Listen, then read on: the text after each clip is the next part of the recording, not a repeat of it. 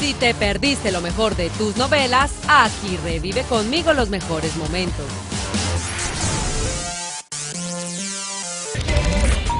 En Silvana sin lana, Jorge y Benjamín pelean por el amor de Angie. Por vete yendo antes de que te parto la cara, A ver, por no, favor. Jorge. No me toques, Benjamín, no me toques. Vamos a hablar no tranquilos. tengo nada que hablar A ver, ¿quién contigo, no dijiste vete. que no? ¡Que ya no! Me puedes pegar todo lo que quieras, igual te gané a Angie. Lo acabas de perder todo por idiota, ¿no te das cuenta? Y ni siquiera se te ocurra volver a compararte con Jorge. A ti apenas te empezaba a querer, yo a Jorge lo amo. En Sin Senos y Hay Paraíso, las amenazas contra Albeiro terminan por unir amigos y familia. ¡Sicarios!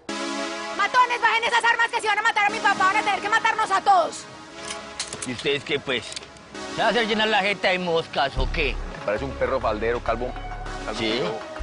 A ver, ¿cómo es que es? ¡Se fueron, se fueron! ¡Yo, pues! ¡Chelo, arrega! ¡Dale, de una! ¡Sí! En Señora Cero, Chucho y el Indio sufren una emboscada de su peor enemigo.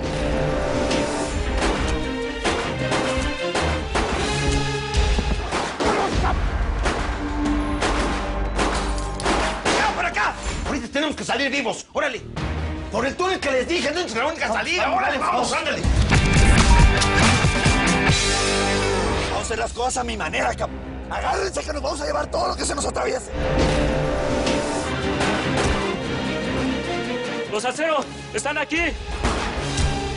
¡Vamos! ¿Cómo, chicos? ¡Se metieron al rancho! ¡Tiren todos! ¡Ya, para acá! No me voy de aquí sin mi Belinda. Ya tendrás tiempo de recuperar a la chamaca y vengarte de la Josefina. Ahorita tenemos que salir vivos, órale. Por el túnel que les dije, no es la única salida, órale, vamos, ándale.